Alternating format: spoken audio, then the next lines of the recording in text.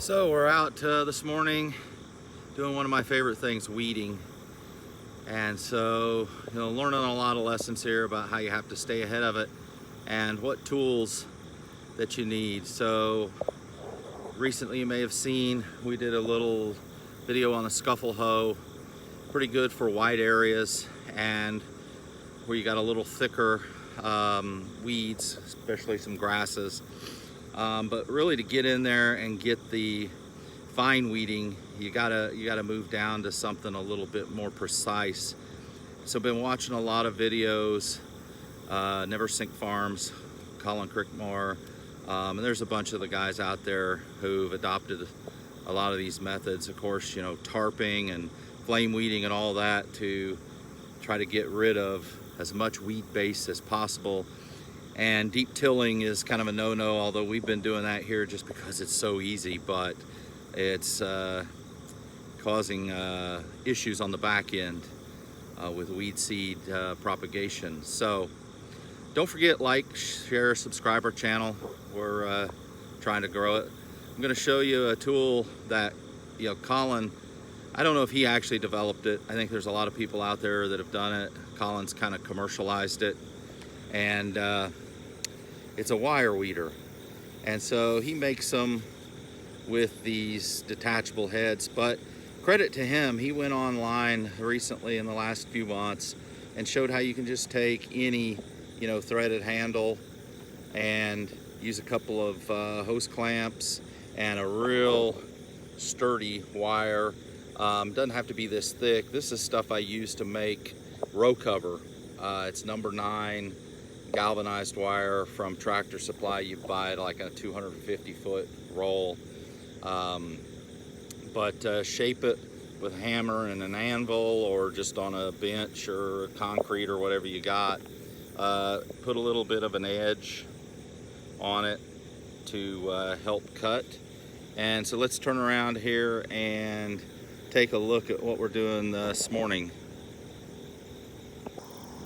So we're converting what used to be pasture land into this, into this vegetable farm. So we're always fighting the established grasses. No exception here. You can see a couple of beds from last year that have run amok. Sweet potatoes are here. They've done pretty well. They've crowded out the grass except along the edge. You need to get in there and knock it with a weed eater. So we got some radishes here, and I've already done this bed. I scuffled between the walkways the other day, or in the walkways, excuse me, but you just can't get in there. Now, Colin has a variety of heads. This one's about 3 inches wide. He makes one that's more of like a diamond point where you could really get in between rows. It's pretty simple, so now I'm going to try to show you here. Helps if the ground is not real compacted and also drier. You can see a little moisture. That was where the drip tape was. So I literally just take this and I move the drip tape out of the way, and I've done the center. When you go between the rows, in some cases it's a little wide. Probably a 2-inch would be better.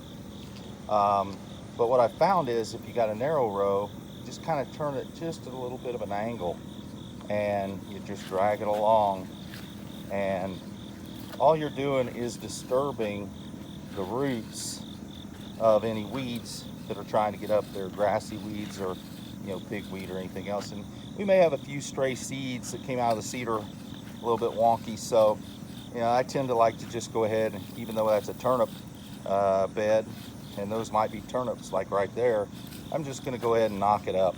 That way I've got a good clean row in between the seed runs. So that's just kind of a brief example, one-handed. Again, like if you come in here, the nice thing is you see these are weeds. Boom, you just go right under them, lifts them up, they'll dry out. May take a couple passes. Recommendations is typically every other day. You got real weed pressure, maybe every day. And so, you know, again, I've kind of got this turned almost sideways to this direction, and you can see it just, you know, puts a nice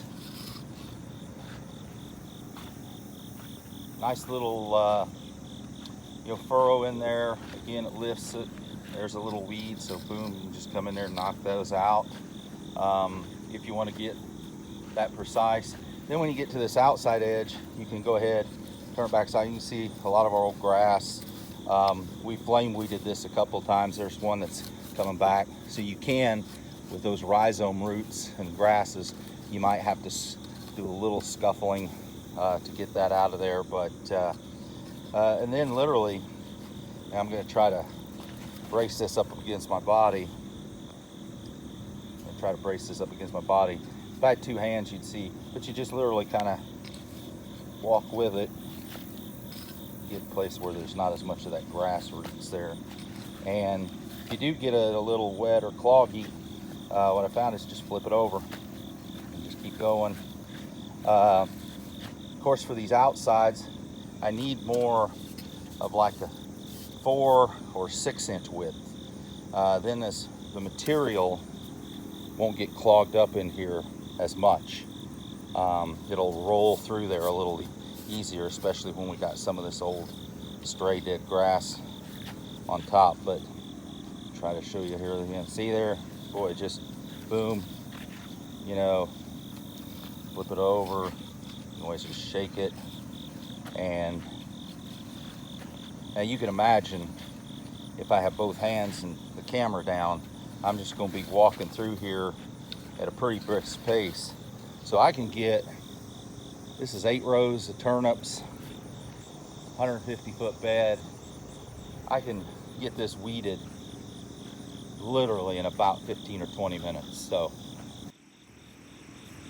So wire weeders, they are awesome. And before I went and made the investment on the commercial ones, and there's several $100s if you get all the heads, and you know, probably about 10 or 15 different heads to choose from. I wanted to just make a trial one and see how it works. I'm really happy with it thus far. So I'm going to get back to weeding, but don't you forget, subscribe, share our channel.